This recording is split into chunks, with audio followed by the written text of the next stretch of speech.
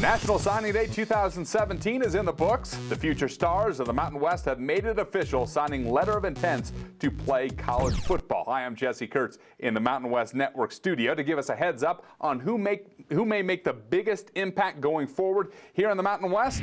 We bring in our recruiting expert, Trieu of Scout.com. Alan, I appreciate the time and the insight as always. Before we get into the signing class of 2017, time to give you some major props once again. You certainly know your stuff, and you have proved that in the times that we've had you on. In the last 3 years, you correctly identified some of the major contributors before they ever played a single down in the Mountain West. 2014, you identified Rashad Penny of San Diego State, who went on to be a two-time Special Teams Player of the Year in the Mountain West. And 2015, Brett Rippon of Boise State, the quarterback, went on to be a two-time All-Mountain West quarterback for Boise State. Then last year, your top five included Alexander Madison and Cedric Wilson of Boise State. Both played vital roles on the Broncos offense in 2016. And Colin Hill from Colorado State, who won the starting quarterback job for the Rams during the fall before his season was cut short due to injury. So once again, well done on identifying those young guys who are going to make an impact in the Mountain West.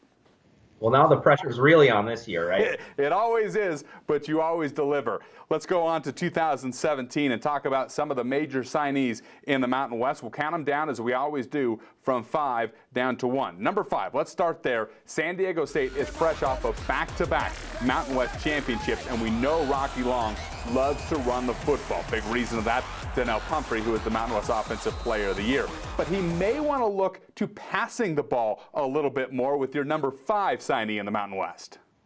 Yeah, Cameron Roan, quarterback coming in from the state of Texas. So they were able to go down to the Lone Star State and get a guy out of there. And a little bit like Colin Hill last year, where we kind of went, why doesn't this guy have more recruiting attention? Outstanding senior season, almost 4,000 yards of total offense and 38 total touchdowns. I think he's a little bit more of a passer, but he can hurt you with his feet a little bit and throw on the run. So like you said, they may amend the offense a little bit to create some more passing for Mr. Roan. Now, he was rated the 9th best quarterback from the talent-rich state of Texas, and a guy Rocky Long believes is a part of another great recruiting class for the two-time defending Mountain West champions. And they're kids that come here with the right attitude. They want to work, they want to get better, they want to get a degree. So a lot of times that's not the guy that's on ESPN, because those guys want something else. Okay, so we don't always get those kind of guys. What we get is good guys that want to be good football players and want to be part of a team. On to number 4, Fresno State has had some great defensive backs during their time in the Mountain West. Phillip Thomas, who is the Mountain West Defensive Player of the Year, and Deron Smith certainly come to mind when you're talking about Bulldogs who made a big impact as defensive backs. Sounds like Jeff Tedford in his first recruiting class may have the next guy in that long line of excellence when it comes to the Bulldog defensive backfield. He's your number 4 signee in the Mountain West. Yeah, they got a kid from in-state named Wyland Free, who was actually the MVP of USC's camp at defensive back. They offered him a scholarship. He was committed to USC for a long time. So for the Bulldogs to get him in their class, a tremendous asset. 6'2", 170 pounds, so has to add some weight. But anytime you can get a 6'2" corner, that's the kind of guy they're looking for in college and even into the pros now with all of these big receivers. He's a guy you can match up on just about anybody outside. He's going to be able to challenge because of that height and those long arms. I think he has a chance to be a next-level guy if all goes well for the next 4 years. Free, who is out of Compton, California, is one of the cornerstone pieces of Jeff Tedford's first recruiting class at Fresno State. It's going to be our main objective is to saturate the Valley, and we did that. We had coaches out in the Valley. I got out in Fresno one day and tried to hit as many schools as I could, and so the identification, we got some help with that because of our relationships in the Valley.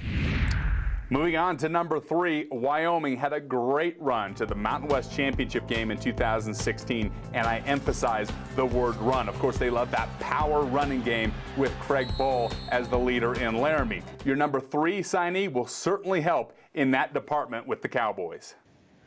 I think Wyoming has one of the sleeper classes in the entire country this year. You mentioned the running game. Brian Hill was a guy they got from the Midwest who did really well. Dipped into the Midwest again this year, and they got an offensive tackle from Wisconsin named Alonzo Velasquez, who you may wonder why the Badgers didn't go after him. He was a kid who I heard picked up football late, but he's 6'6", 270 pounds, has great intangibles. Everybody says he's a great leader, great student athlete. Once he fills out that frame, I mean, if you watch his film, he puts a lot of guys in the dirt. I think he's going to do that out there in Laramie, and he has a chance to be a next level guy. He has a great frame. He has NFL type potential because of that size and length and athleticism.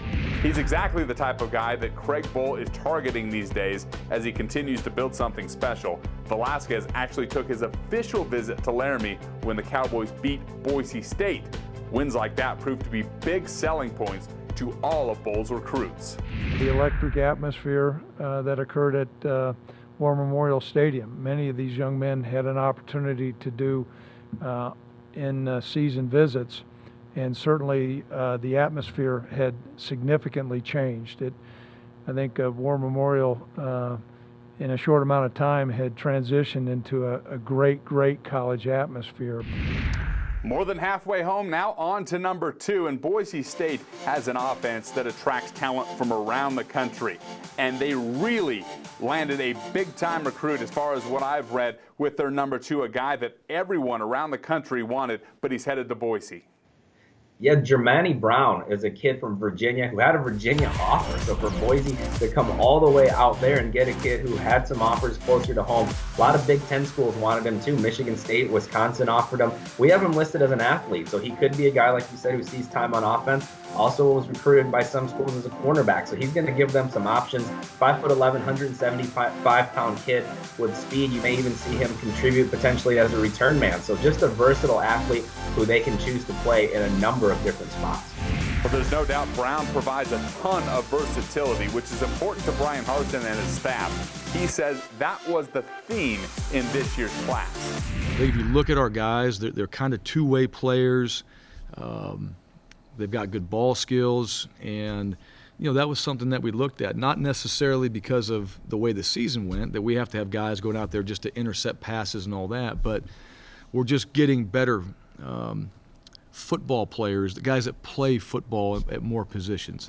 Well, not only did Brian Harsin land your number 2 signee in the Mountain West, he landed the number 1, and he's a guy who's already had success at the college level. In fact, he was a junior college All-American. Yeah, Isaiah Moore, an offensive tackle, initially from the state of Ohio, was committed to Bowling Green out of high school, has to go the junior college route, and his recruitment really exploded once he got to junior college. A ton of different offers. Had West Virginia, had some Pac-12 schools like Arizona and UCLA offer him scholarships. So a big-time get for Boise State, a 4-star guy, 6'5", not a lot of fat on him. He's going to come in ready to play. I think when you look at this list, granted, he is a JUCO guy, so he's a little bit older than some of these guys, but I think he's the guy in the conference that has the best chance to play next season. I think you'll see Isaiah Moore out there blocking for the Broncos. Well, that's music to the ears of Bronco fans. Having the ability to have a seasoned offensive lineman be ready to go right away is a big luxury. And Brian Harsin says Moore was a guy that was on everybody's wish list for that exact reason. Battled for him, and all of a sudden, he's coming to Boise State, and here's a guy that's going to come in here and compete right away to play. So we have a guy now that, and Zach Troughton, who's here, these 2 guys are competing to play right away. 2 junior college players. To recap, here's a look at the top 5 signees in the Mountain West on Letter of Intent Day 2017, according to Alan Trieu of Scout.com. San Diego State, Fresno State, Wyoming, and a couple of Boise State Broncos. Alan, as always, I appreciate your time. It's always fun to catch up with you, and enjoy a very well-deserved rest and vacation. I absolutely will. Thanks for having me as always. That's Alan Trieu of Scout.com. You can follow Alan Trieu on Twitter at Alan Trieu, at ALLENTRIEU. By the way, you can watch all the press conferences from National Letter of Intent Day in the Mountain West. They're posted right now on the Mountain West Network. From the Mountain West Network studio, I'm Jesse Kurtz.